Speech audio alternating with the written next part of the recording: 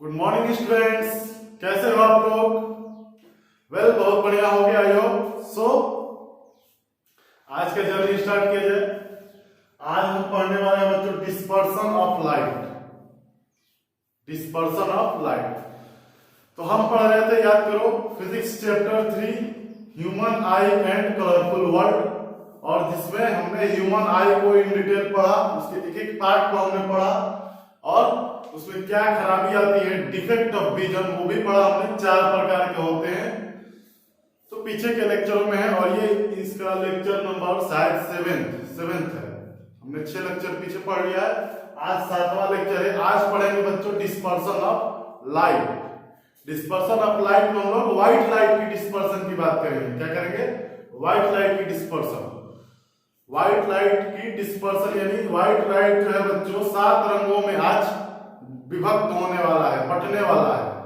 इसका मतलब जो है व्हाइट लाइट जो है 7 रंग से बना है, तभी ना 7 रंगों में विभक्त हो रहा है। इन सब चीजों में जाने से पहले याद तुमको हम दिला दें, तुमको हम डिफरेंट टाइप्स ऑफ लाइट बताए थे। याद करो, 2 टाइप का बताए थे, एक मोनोक्रोमेटिक लाइट, एक पॉलीक्रोमेटिक लाइट। याद है? मोनोक्रोमेटिक किसको बोलते थे? ऐसा लाइट है जिसमें केवल 1 वेवलेंथ हो, जिसमें केवल 1 वेवलेंथ हो। जैसे हमारा laser light, red blue green colour का लेजर आता है ना, रेड कलर का लेजर, उसको लेजर लाइट बोलते हैं, जिसमें केवल एक ही वेवलेंथ होता है या फिर केवल एक ही कलर होता है, उसको लेजर लाइट बोलते हैं। और बच्चों एक बताया था हमें पॉलीक्रोमेटिक, जिसमें एक से ज्यादा वेवलेंथ हो, यानी एक से ज्यादा कलर हो, तो एक से ज्यादा कलर को हम लोग पॉलीक्रोमेटिक लाइट बोलते हैं बच्चों। और व्हाइट लाइट जो है हमारा, वो पॉलीक्रोमेटिक का एग्जांपल है। व्हाइट लाइट जो है पॉलीक्रोमेटिक का एग्जांपल है। पॉलीक्रोमेटिक मतलब एक से ज्यादा वेवलेंथ वाले, यानी एक से ज्यादा कलर वाले। यानी एक से ज्यादा कलर वाले, हम जानते हैं व्हाइट लाइट कितने कलर से बना है? 7 कलर से बना है। तो हमारा व्हाइट लाइट जो हो जाएगा वो पॉलीक्रोमेटिक के अंदर आएगा। याद तुमको दिला दे, तुमको हम बताए थे। आज हम लोग ये पढ़ने वाले हैं। उससे पहले मोनोक्रोमेटिक लाइट, जिसमें केवल एक वेवलेंथ होता है, यानी एक कलर होता है, इस प्रकार से बताए थे। ये हमारा वेवलेंथ होता था, लैम्डा से लिखते थे, और ये भी वेवलेंथ कहीं से मेजर करो जब तक 1 साइकिल कंप्लीट ना हो जाए। जैसे ही 1 साइकिल कंप्लीट हुआ, वो हमारा वेवलेंथ कहलाता था, वो डिस्टेंस हमारा वेवलेंथ कहलाता था। तो मोनोक्रोमेटिक लाइट में याद करो तुमको बताए थे, लेजर इसका एक उदाहरण होता था, रेड ब्लू ग्रीन कलर का लेजर तुमको मेला वाला में मिल जाएगा, दशहरा में, या फिर किसी शॉप दुकान पर जाओगे, बोलोगे हमको लेजर लाइट दीजिए, तो तुमको दे देगा। उसमें एक ही कलर, जब भी टॉर्च की तरह जलाओगे, उसको स्विच ऑन करोगे, तो या तो उसमें से रेड कलर के लिए होगे तो रेड कलर आएगा, ब्लू के लिए होगे तो ब्लू ग्रीन, जैसा भी लिए हो, अधिकतर रेड कलर मिलता है। तो रेड कलर का वो मतलब उसमें कलर एक ही होता है। तो वैसे लाइट को जिसमें कलर एक ही रंग का हो, उसको हम लोग बोलते हैं लेजर लाइट, और मोनोक्रोमेटिक लाइट बोलते हैं। मोनो मतलब एक, याद करो मैथ में पढ़े होंगे, मोनोमियल, बाइनोमियल, ट्रिनोमियल, एक से ज्यादा हो तो पॉलिनोमियल भी बोलते हैं उसको। तो उसी प्रकार मोनोक्रोमेटिक लाइट एक वेवलेंथ वाला या एक कलर वाला, उसी प्रकार से एक से ज्यादा कलर या वेवलेंथ आ जाए तो उसको पॉलीक्रोमेटिक बोलेंगे। पॉलीक्रोमेटिक लाइट, पॉलीक्रोमेटिक यानी एक से ज्यादा वेवलेंथ वाला। मान लो एक लाइट है जिसका ये इस तरह से वेवलेंथ बना λ1,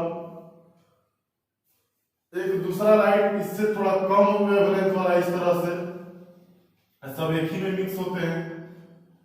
शादी विवाह में देखते होंगे लाइट ब्लू डीजे लाइट, उसमें सारा कलर होता है। और कोई इससे भी छोटा वेवलेंथ वाला इस प्रकार से, बहुत छोटा होगा, कोई सबसे बड़ा होगा इस प्रकार से।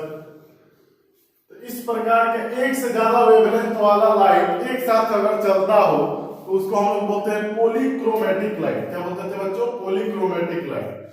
और हमारा जो व्हाइट लाइट है, व्हाइट लाइट, यह भी पॉलीक्रोमेटिक लाइट का एग्जांपल है। व्हाइट लाइट जो है पॉलीक्रोमेटिक लाइट का एग्जांपल है। इसमें भी एक से ज्यादा वेवलेंथ वाले हैं। और कितने हैं टोटल?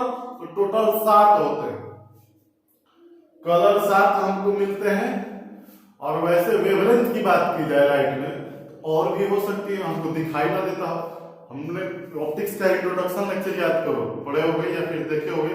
नहीं देखे होगे तो जाकर उसको देखो, इंट्रोडक्शन है ऑप्टिक्स का, उसमें हमने बताया था। ये लाइट हम पढ़ रहे हैं, लाइट क्या है? लाइट क्या है? एक वेवलेंथ है, वेव है। और जो वेव हमको दिखाई दे जाता है उसी को हम लोग लाइट बोलते हैं। याद है ना? गामा रे, बीटा रे, अल्फा रे, एक्स रे, सब उसी में एक आया था विबगियो, violet, blue, indigo, green, yellow, orange, red. इस तरह के 7 रंग जो हमको दिखाई दे जाता था उस वेव को हम लोग लाइट बोलते थे। तो जो सातों से बना हो उसको व्हाइट लाइट बोलते थे। इसी व्हाइट लाइट का हम लोग डिस्पर्शन पढ़ने जा रहे हैं। और वो डिस्पर्शन किससे हम कराने वाले हैं? प्रिज्म से कराने वाले हैं बच्चों। ठीक है, आज डिस्पर्शन ऑफ लाइट पढ़ा जाएगा। उससे पहले तुमको लाइट मोनोक्रोमेटिक और पॉलीक्रोमेटिक याद दिला दिए। तो इसमें 7 कलर होते हैं और सातों का वेवलेंथ अलग अलग होता है। बोलो तो लिख दें, लिख दें। चलो नोट करो, इसको मिटा दे। मोनोक्रोमेटिक ऐसा लाइट जिसमें ओनली वन वेवलेंथ हो या फिर ओनली वन कलर हो। Polychromatic light, a light containing more than one wavelength और more than one colour is known as polychromatic light. पीछे लिखवाए हैं, तुम पीछे से पढ़े होगे, रेगुलर होगे तो तुमको पता होगा, अन्यथा बोल दिए, लिख लेना। मोनोक्रोमेटिक उसको बोलते हैं a light ray which consists only one wavelength or one color is known as monochromatic light। और polychromatic किसको बोलेंगे? a light ray which consists more than one wavelength or more than one color is known as polychromatic light। आज dispersion पढ़ा जाएगा, ठीक है। पहले हम तुमको बता दें। और सातों रंग को याद रखने का तरीका बच्चों देख लो, VIBGY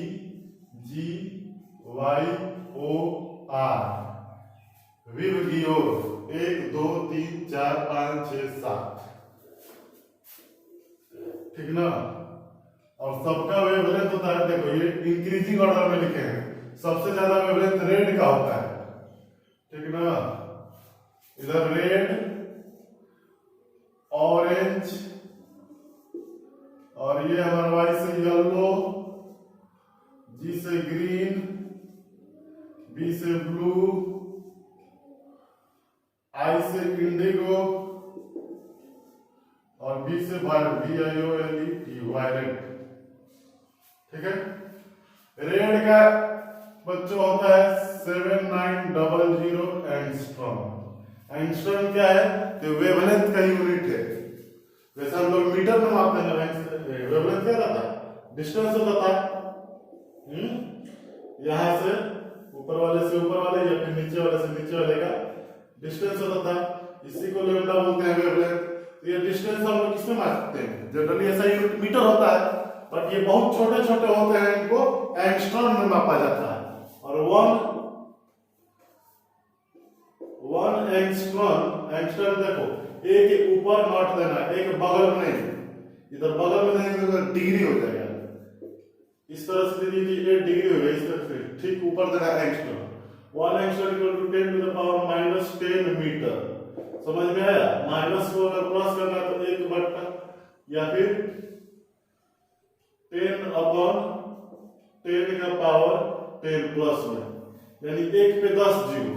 10 को भाग देना है 1 पे 10 जीरो, बहुत छोटा आएगा तुम्हारा, तो उतना होता है 7900 एंगस्ट्रॉम, 7900 एंगस्ट्रॉम। ये रेड कलर का वेवलेंथ होता है।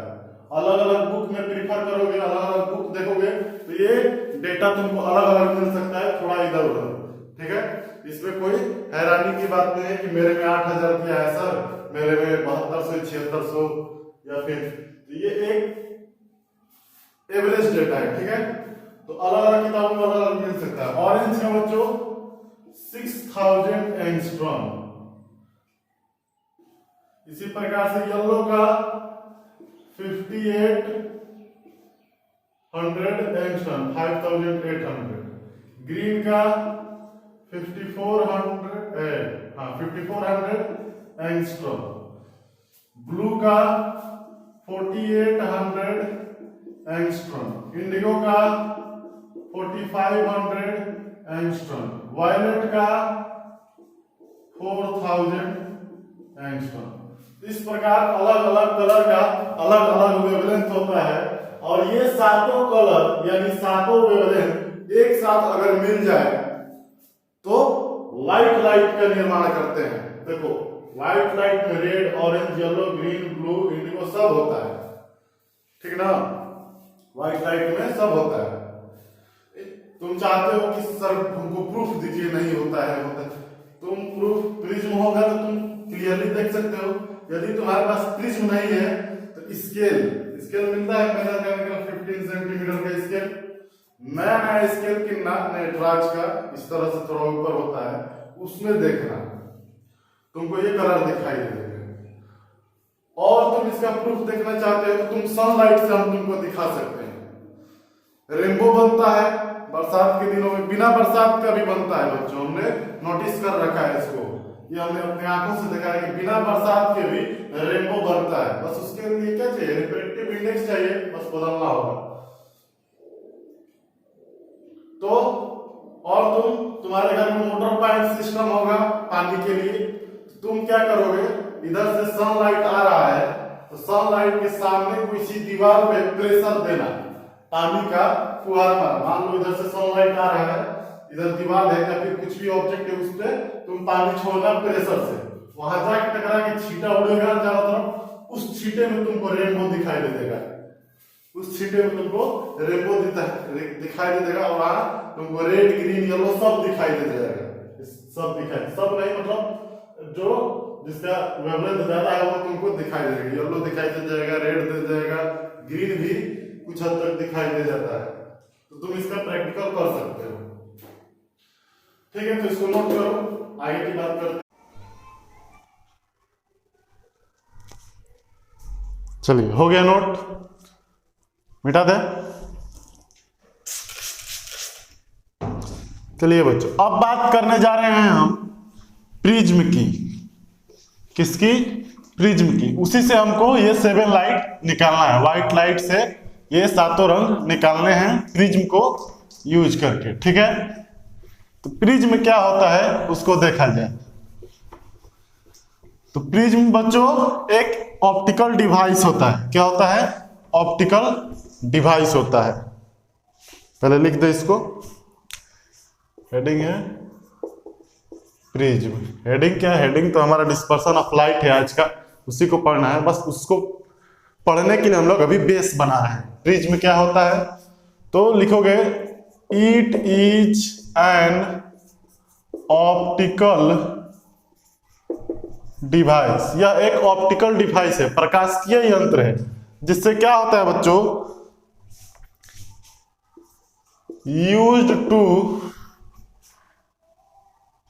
used to change the direction of incident ray. Incident ray का डायरेक्शन को चेंज करने के लिए किया जाता है। It is an optical device used to change the direction of incident ray. यह एक ऑप्टिकल डिवाइस है बच्चों, प्रकाशिकीय यंत्र है, जिसका यूज हम लोग किस लिए करते हैं तो इंसिडेंट रे को डायरेक्शन को चेंज करने के लिए। इधर से इंसिडेंट रे आ रहा है इस प्रकार से, तो इसका डायरेक्शन को चेंज करना होगा तो हम प्रिज्म का यूज करेंगे। अब बच्चों बोलो सर हम पढ़ रखे हैं कि डायरेक्शन जो चेंज होता है वह क्या होता है, मीडियम के चेंज होने से हो जाता है। रास्ते का मीडियम बदल दीजिए, डायरेक्शन चेंज हो जाएगा। ठीक है, सही बात है। तो हम क्यों ना किसी मीडियम को लाके चेंज कर दें। ये प्रिज्म को लाने की क्या जरूरत है, इसमें कोई खास बात बताइए। ये तो हम जानते हैं, वो तो मीडियम चेंज करने से डायरेक्शन चेंज हो जाएगा। तो खास बात इसका यह है बच्चों, प्रिज्म का यह कुछ खास गुण लेकर चलता है। यह भी एक मीडियम है जिसमें कम से कम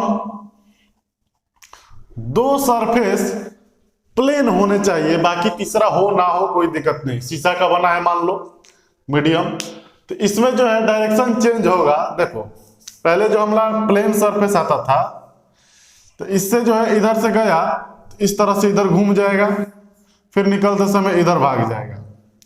डेंसर से रेयरर में नॉर्मल की ओर, फिर रेयरर से डेंसर में नॉर्मल की ओर, फिर डेंसर से रेयरर में नॉर्मल से अवे। इस केस में क्या होगा कि रेयरर से डेंसर में जाएगा नॉर्मल की ओर, फिर डेंसर से रेयरर में जाएगा, फिर इधर ही घूम जाएगा। इसमें इंटर किया, इधर घुमा, निकलते समय फिर इधर घूम गया, ये होता था। इससे क्या होगा बच्चों कि इंटर करते समय जिधर घूम गया, निकलते समय और उधर घूम जाता है। ये कारण होता है। क्यों होता है तो इन डिटेल अभी देखने वाले हैं हम लोग। ठीक, तो ये खास बात है प्रिज्म का।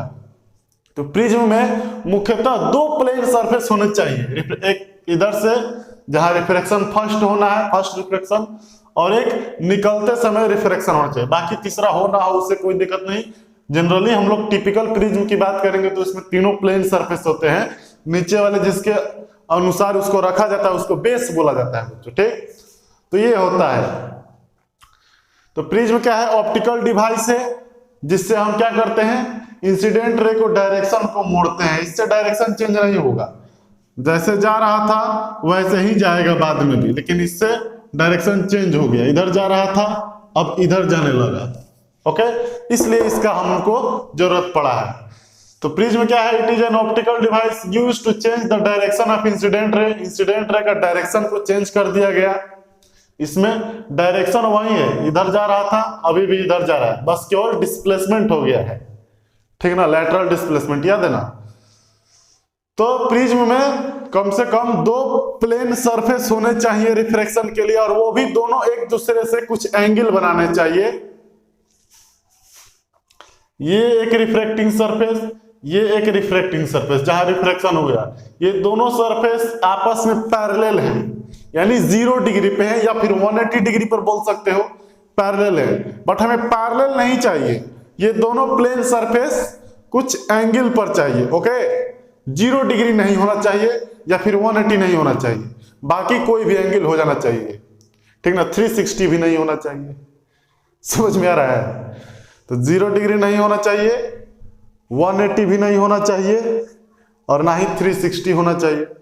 मतलब बीच में 90, 45, 30, 60, 20, 120, 130, 270 कुछ भी हो, 0 डिग्री यानी मतलब पैरेलल नहीं होना चाहिए। समझ जाओ, पैरेलल नहीं होना चाहिए, कुछ एंगल पे इंक्लाइन होना चाहिए, इंक्लिनेशन होना चाहिए, तब हम उसको प्रिज्म बोलेंगे। तो प्रिज्म का कोई तुमको स्ट्रक्चर पूछ दे कैसा होगा, तो ये हमारा प्रिज्म हो जाएगा। ये भी प्रिज्म है, तो बोलेगा सर ये और ये दोनों तो पैरेलल है, तो हम बोलेंगे हम उसको रिफ्रैक्टिंग सरफेस नहीं लेंगे, हम इस सरफेस को और इस सरफेस को रिफ्रैक्टिंग सरफेस लेंगे।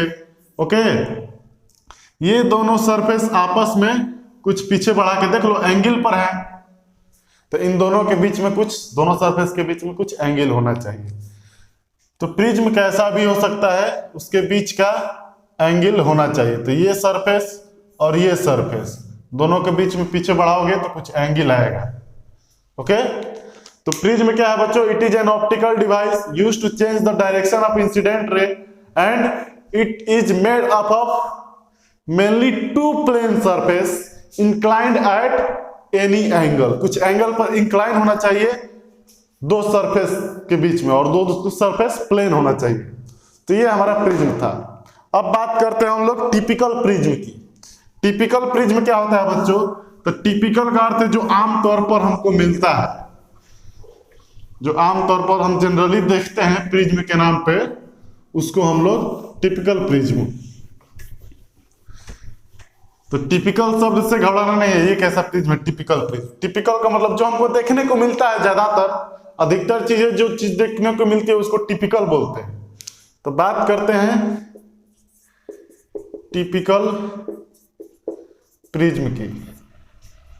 तो ये 3 साइड से बने होते हैं, 3 प्लेन सरफेस होते हैं। इसको 3D में समझना चाहोगे तो कुछ इस प्रकार से होगा।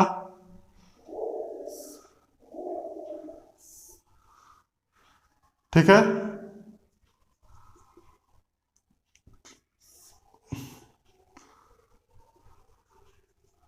इस पर देखो ये 3D हो गया। इधर से एक सरफेस, इधर से एक सरफेस, इधर से एक सरफेस बेस से, और साइड से इस तरह से एक सरफेस, ट्रायंगुलर सरफेस साइड से, और इधर से और बेस। 1 2 3 4 5 टोटल प्लेन सरफेस तुमको 5 सरफेस मिलेंगे। कितना मिलेंगे? 5 सरफेस इसमें, ठीक ना।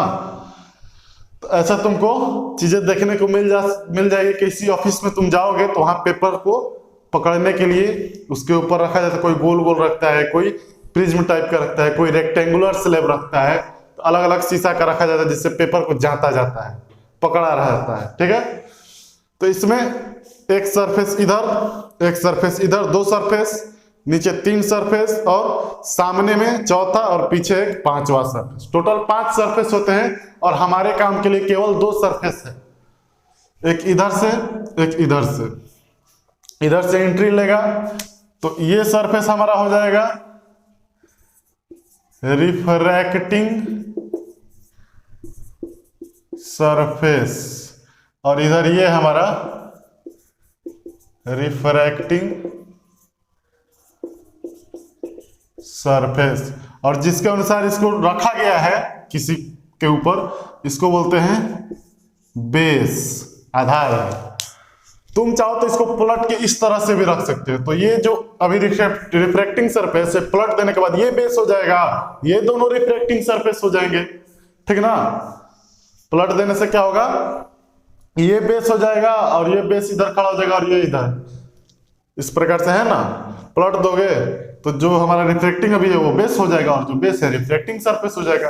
तो कोई 2 सरफेस हमको यूज करना है रिफ्रैक्शन के लिए, जिसको रिफ्रैक्टिंग सरफेस बोला जाएगा, और जिसके अबाउट उसको रखा जाएगा उसको बेस बोला जाएगा बच्चों। ठीक है, अब बात करने जा रहे हैं इसको हम कि ये रिफ्रैक्टिंग सरफेस हो गया, ये हमारा बेस हो गया, ये हमारा बेस हो गया, और ये हमारा दूसरा रिफ्रैक्टिंग सरफेस। अब बात करने जाएंगे एंगल ऑफ प्रिज्म कि भैया ये रिफ्रैक्टिंग सरफेस है और ये हमारा रिफ्रैक्टिंग सरफेस है, तो प्रिज्म का एंगल बताइए, प्रिज्म का एंगल बताइए। तो दोनों रिफ्रैक्टिंग सरफेस जिसका हम यूज कर रहे हैं, ठीक ना, 3 रिफ्रैक्टिंग सरफेस है यहाँ पे, देखोगे ध्यान से तो 5 है, बाकी इंक्लाइन कुछ एंगल पर हमारे पास 3 है। तो जिस 2 रिफ्रैक्टिंग सरफेस का यूज कर रहे हैं, वो दोनों सरफेस जो एंगल बनाएगी उसको हम लोग बोलेंगे एंगल ऑफ प्रिज्म। क्या बोलेंगे?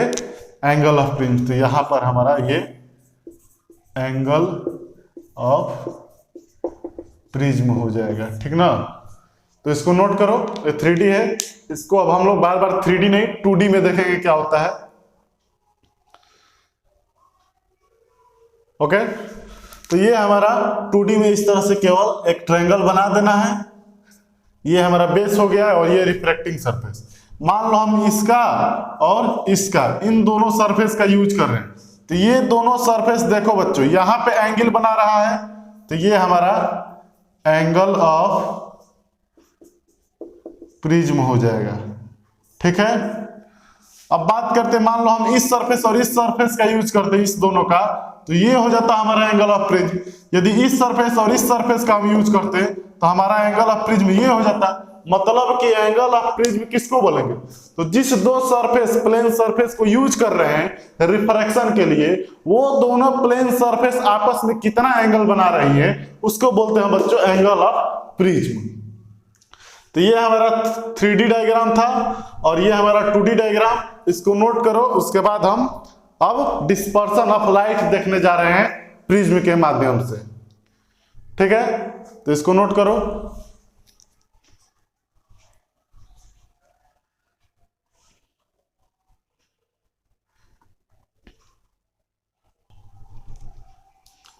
ओके, तो हो गया नोट।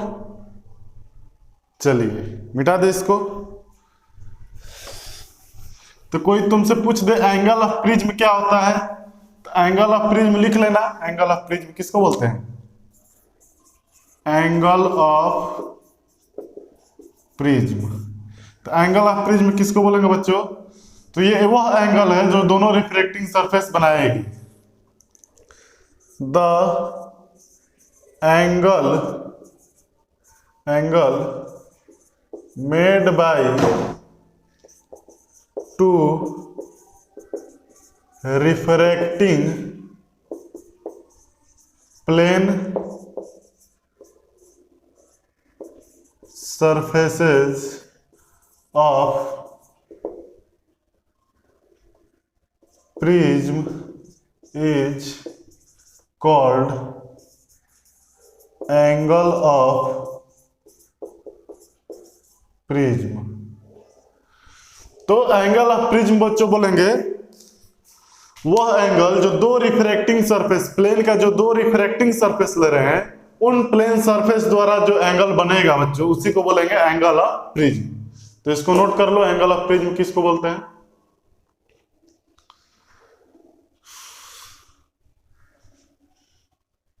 चलिए मिटा दें।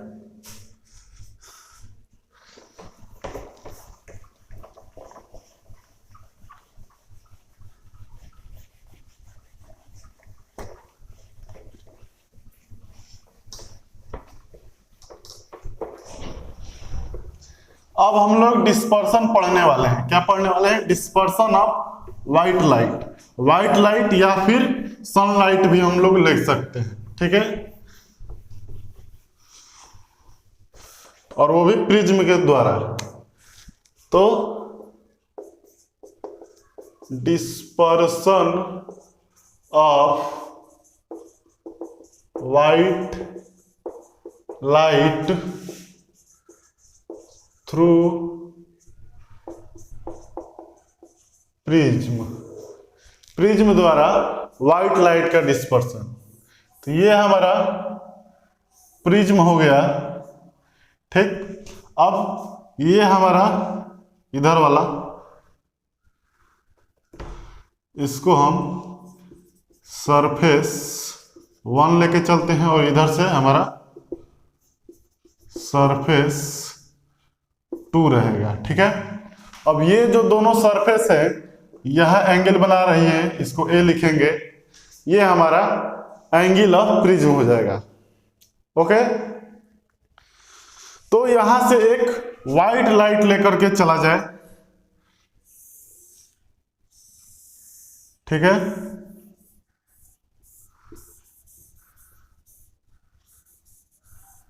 ये एक लाइट इधर से हम भेजें, क्या है? व्हाइट लाइट, और बच्चों ये सनलाइट भी ले सकते हो, कोई दिक्कत नहीं। तो ये हमने एक व्हाइट लाइट यानी कि सनलाइट क्या किया? प्रिज्म के सरफेस 1 पर इंसिडेंट कराया। अब बच्चों यहां चूंकि इधर हम एयर मान के चल रहे हैं, इधर एयर है और ये क्या है? ग्लास है, और इसका रिफ्रैक्टिव इंडेक्स म्यू जी यानी 1.5 होता है, याद करो ग्लास का, और एयर का रिफ्रैक्टिव इंडेक्स 1 होता है, पता है। तो अब जो है 1 और ये 1.5 1.5, ये हमारा रेयरर मीडियम हो जाएगा और ये हमारा डेंसर मीडियम हो जाएगा। तो तुम याद करो, जब रेयरर मीडियम से लाइट डेंसर मीडियम में जाती थी तो क्या होता था? तो जब लाइट रेयरर मीडियम से डेंसर मीडियम में आती थी तो याद करो लाइट रे नॉर्मल की ओर मुड़ जाती थी, bends toward the normal, normal की ओर मुड़ती थी। और साथ ही साथ कहीं एक पॉइंट पर तुमको ये भी बताए थे कि ये जो रिफ्रैक्शन है बच्चों वेवलेंथ पे डिपेंड करता है। क्या करता है? वेवलेंथ पे डिपेंड करता है। जिसका ज्यादा वेवलेंथ उसका कम डेविएशन, जिसका कम वेवलेंथ उसका सबसे ज्यादा डेविएशन। समझ में? याद करो, नहीं याद है तो सुन लो। जिसका वेवलेंथ सबसे ज्यादा होगा उसका डेविएशन कम होगा, और जिसका वेवलेंथ कम होगा उसका डेविएशन ज्यादा होगा। ये हमने पीछे भी बता रखा है, आज भी सुन लो।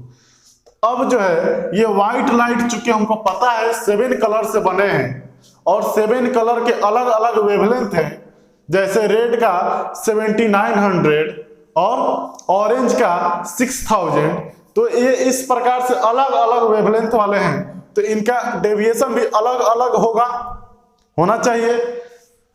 और जिसका ज्यादा होता है वेवलेंथ उसका डेविएशन कम होता है।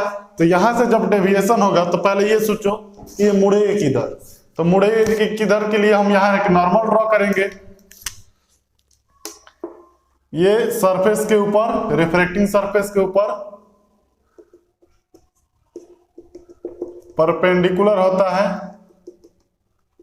ओके, अब चूंकि पता है कि रेयर से डेंसर में प्रवेश करेगी तो क्या होगा, नॉर्मल की ओर घूमेगी, यानी ये इसका वास्तविक पथ क्या है,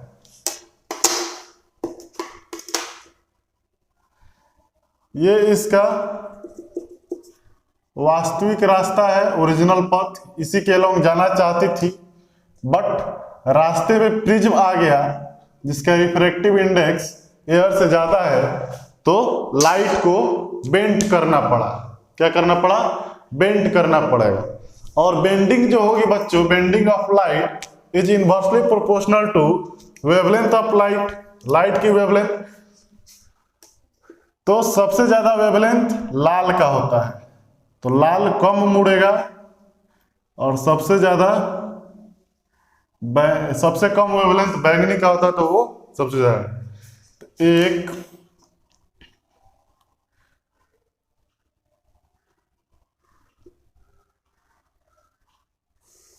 2 3 4 5 6 7, ये 7 कलर इधर से निकलेंगे, अलग अलग वेवलेंथ वाले, अलग अलग बेंडिंग होगा। और चूंकि रेयर से डेंसर में जा रहे हैं तो नॉर्मल की ओर होगा। ठीक है, अब जब इस सरफेस पे पहुंचेंगे, सरफेस 2 पे, तो अब क्या होगा बच्चों, फिर से मीडियम चेंज हो रहा है, ग्लास से एयर में जाना है, यानी डेंसर से रेयरर में जाना है। तो डेंसर से रेयरर में जाना है बच्चों, तो याद करो जब व्हाइट लाइट, कोई भी लाइट डेंसर से रेयरर में जाती थी तो bent away from the normal, normal से दूर की ओर भागती थी। तो फिर हम यहां एक नॉर्मल ड्रॉ करेंगे। क्या करेंगे, नॉर्मल ड्रॉ करेंगे। तो देखो नॉर्मल ड्रॉ कर रहे हैं, हम इधर ड्रॉ करके दिखा देंगे। ये सरफेस इस प्रकार से है और ये इधर से आई, इधर घूम गई। अब इस पॉइंट पर एक नॉर्मल ड्रॉ करना है। तो इस सरफेस पर नॉर्मल बच्चों इस तरीके से हो जाएगा। हाँ, अब ये इसका ओरिजिनल रास्ता है, यदि प्रिज्म ही रहता आगे की ओर तो ये ओरिजिनल रास्ता है। तो चूंकि नॉर्मल से दूर भागना है बच्चों, नॉर्मल से दूर भागना है, तो ये हमारा नॉर्मल था और इससे दूर भागना है, तो ओरिजिनल रास्ते से थोड़ा इधर घूम जाएगी, नॉर्मल से दूर भाग गई। तो समझ में आया? अब तुमको क्लियर हो रहा होगा कि प्रिज्म का यूज इंसिडेंट रे के डायरेक्शन को मोड़ने के लिए होता है। तो देखो इधर से जा रही थी, फिर इधर घूमी, फिर इधर घूम गई। तो बच्चों जो भी लाइट रे सातों निकली हैं, ये क्या करेंगी, ये इधर की ओर भागेंगी, नॉर्मल से दूर भागेंगी। ओके, चलो तो ड्रॉ कर दिया जाए।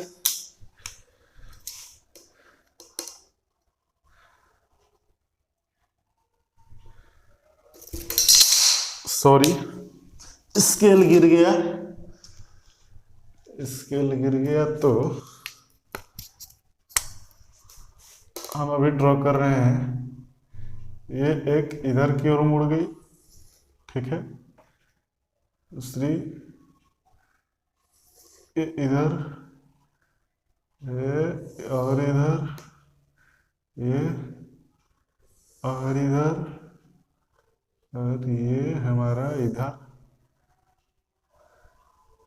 ये इधर, और ये यहाँ, इस तरह से मुड़ जाएंगे। अब याद करो सबसे ज्यादा वेवलेंथ किसका होता था, तो सबसे ज्यादा वेवलेंथ रेड कलर का होता था। तो रेड कलर सबसे ऊपर होगा क्योंकि उसका डेविएशन सबसे कम होगा, क्योंकि वेवलेंथ ज्यादा है। तो ऊपर होगा बच्चों रेड, फिर ऑरेंज, फिर येलो, उसके बाद ग्रीन। ठीक है, ग्रीन के बाद बच्चों कौन है, VIB ब्लू होता था। ट्रिक बताए हैं ना, विबग्योर लिख देते हैं इधर, VIBGYOR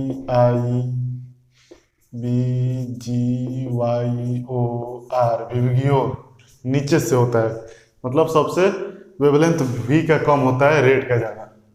यहां हो जाएगा बच्चों इंडिगो, इंडिगो, और ये हमारा VIOLET वायलेट हो जाएगा। ठीक है, तो इस प्रकार से व्हाइट लाइट या सनलाइट से हम 7 रंग प्राप्त कर सकते हैं प्रिज्म के माध्यम से। और इस पूरे प्रोसेस को बच्चों, इसी पूरे प्रोसेस को डिस्पर्सन ऑफ लाइट कहा जाता है। क्या बोला जाता है, डिस्पर्सन ऑफ लाइट। तो कोई तुमसे पूछ दे डिस्पर्सन ऑफ लाइट क्या होता है, तो डिस्पर्सन ऑफ लाइट बोलोगे कि द स्कैटरिंग, यह एक फिनोमिनन है। क्या है, घटना है, ये अपवर्तन की घटना है, रिफ्रैक्शन वाली घटना है। It is a phenomenon of scattering of light. Scattering मतलब छितराना, बिखरना। तो लाइट के छितराने का एक फिनोमिनन है, किसके द्वारा, प्रिज्म द्वारा। और वो छितरा कर क्या हो जाता है, तो 7 कलर बन जाते हैं। It is a phenomenon of scattering of white light into 7 colour when passing through prism is known as dispersion of light. तो इसको बच्चों डिस्पर्सन ऑफ लाइट बोलते थे। व्हाइट लाइट का डिस्पर्सन हो गया। तो पहले इसको नोट करो, फिर इसको लिखाते हैं क्या क्या होता है इसमें। ठीक है, नोट करो।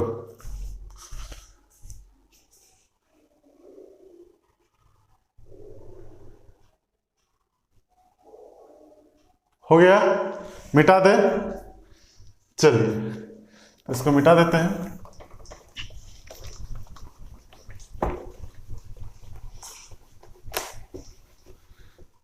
हाँ, एक बात बच्चों याद करने बताना भूल गए,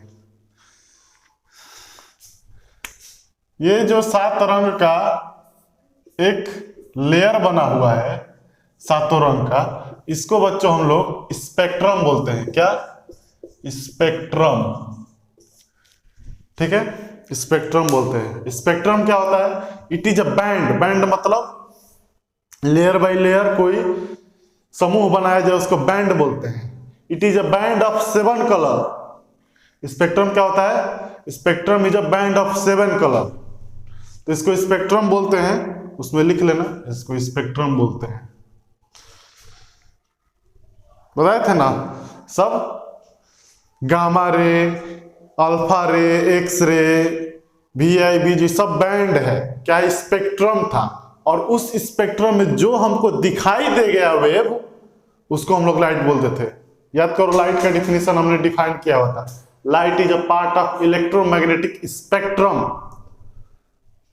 याद है, light is a part of electromagnetic spectrum which makes the sensation of vision. तो लाइट क्या है बच्चों, यह स्पेक्ट्रम है जो हमको, ये 7 कलर का स्पेक्ट्रम है जो हमको मिलता है डिस्पर्सन के बाद।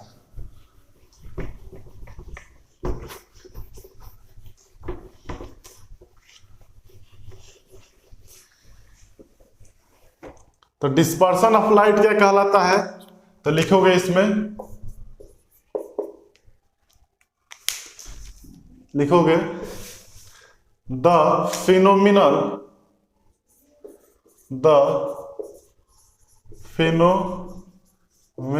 Of scattering of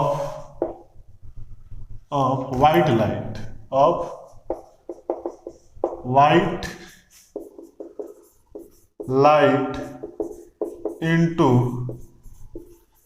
7 color when passing through prism is called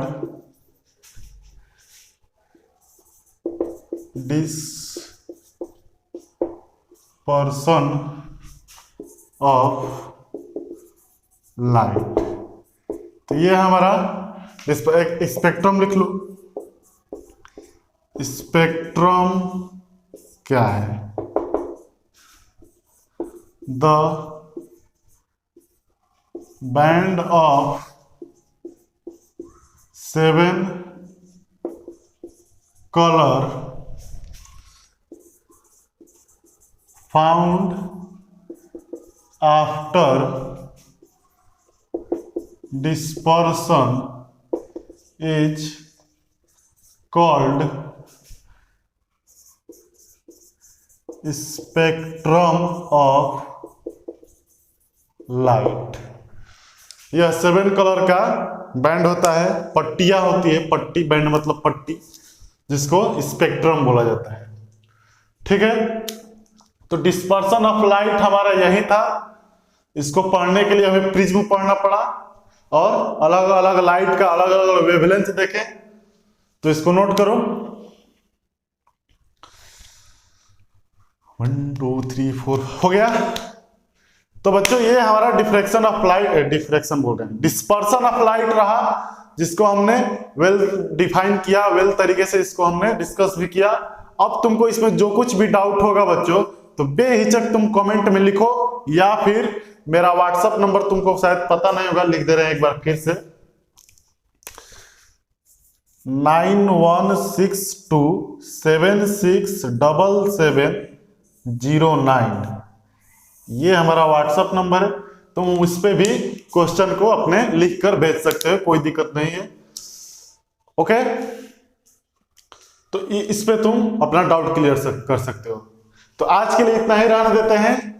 फिर अगले लेक्चर में हम लोग पढ़ने जाएंगे कि रेनबो क्या कहलाता है, स्कैटरिंग ऑफ लाइट क्या होता है, आकाश का रंग नीला क्यों होता है, उगते समय सूर्य लाल क्यों दिखाई देता है, डूबते समय सूर्य लाल क्यों दिखाई देता है, और फिर टिंडल इफेक्ट क्या होता है। बहुत सी चीजें हम लोग डिस्कस करने वाले हैं। तो नेक्स्ट लेक्चर में हम लोग ये सब करेंगे। आज के लिए इतना ही रख देते हैं। तब तक के लिए ऑल द वेरी बेस्ट। पढ़ाई करते रहो बच्चों, ठीक है।